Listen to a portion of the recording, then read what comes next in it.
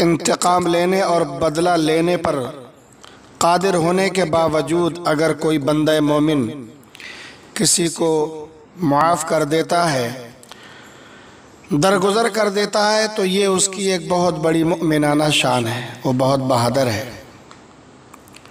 قرآن کریم میں رب کائنات ارشاد فرماتا ہے رحماء بینہم، مومن آپس میں ایک دوسرے کے لیے بہت رحیم ہوتے ہیں۔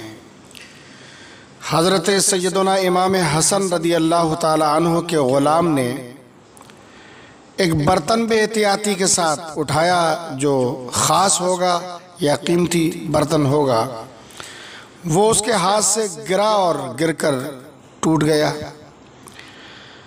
سیدنا امام حسن رضی اللہ تعالی عنہ نے اس کو غصے کے ساتھ دیکھا تو اس نے کہا والکاظمین الغیظ، مؤمنوں کی شان یہ ہوتی ہے کہ وہ غصے کو دبا لیتے ہیں۔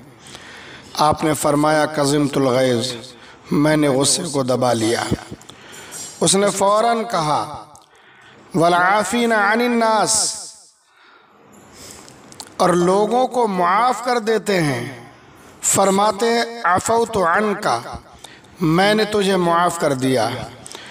اس نے کہا حضور اتنا ہی نہیں، واللہ یحب المحسنین، اللہ تبارک و تعالی احسان کرنے والوں کو پسند فرماتا ہے۔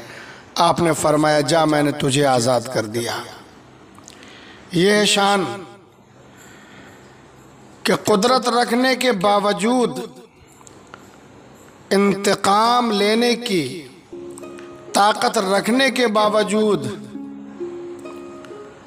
اگر کسی سے درگزر کرتے ہیں، کسی کو معاف کر دیتے ہیں، تو یہ اللہ کے نیک بندوں اور مؤمنوں کی نشانی ہے۔